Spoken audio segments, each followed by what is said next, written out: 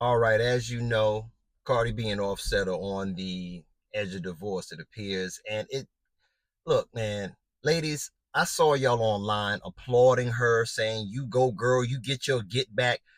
That is the worst mindset you can have. And fellas, if you got a woman who applauded this behavior, you need to drop her like a school bag on a Friday night, or else you could be the man in that situation as well. Cardi B is a snapshot as well as Offset of three things. Number one, you could take somebody out the streets, but you can't take the streets out of nobody. The second thing is revenge is never as fulfilling as you personally think it's going to be afterwards. And number three is when a family is destroyed because the man and woman are at odds, the person that takes the greatest hit is the children. Now, let me explain. Now, number one is the old adage, you can take somebody out the streets, but you can't take the streets out of somebody. Now, cheating is wrong across the board, but the woman openly admitted to having an affair as she's pregnant.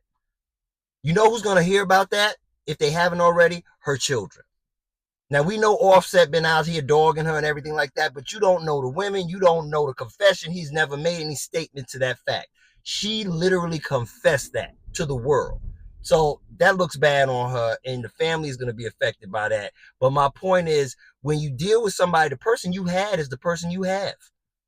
If you was with somebody that was for the streets, they're not going to change just because you put a title on their name, because you get paperwork on them, because you have children with them. Somebody who's for the streets is for the streets. The second part of this is that revenge against the person for hurting you never is as fulfilling as you think it's going to be. I don't care what level of extreme it is. If you directly try to get back at somebody for something they did to you, you're not going to be fulfilled. That's why they say vengeance is the Lord's. The best revenge you can get in this life is having a pleasant, peaceful, and successful life post the person hurting you. Not going out confessing on national social media what you did to try to get back at them. Not going having sex with another man while you're pregnant with your husband's child. All that stuff is to your own detriment.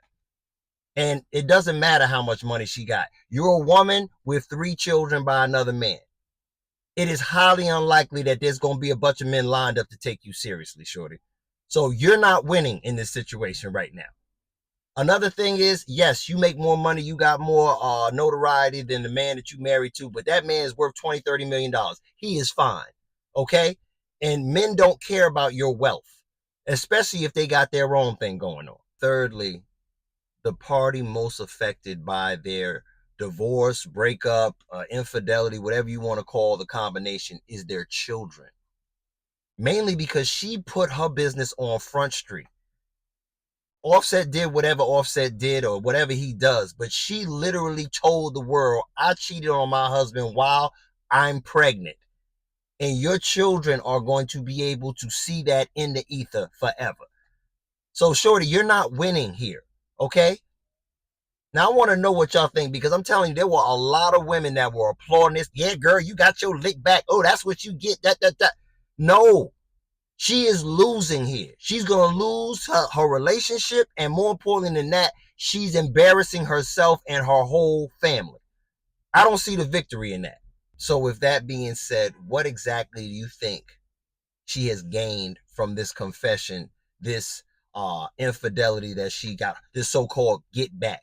What eventually is going to be the victory in that for her? Because I don't see any.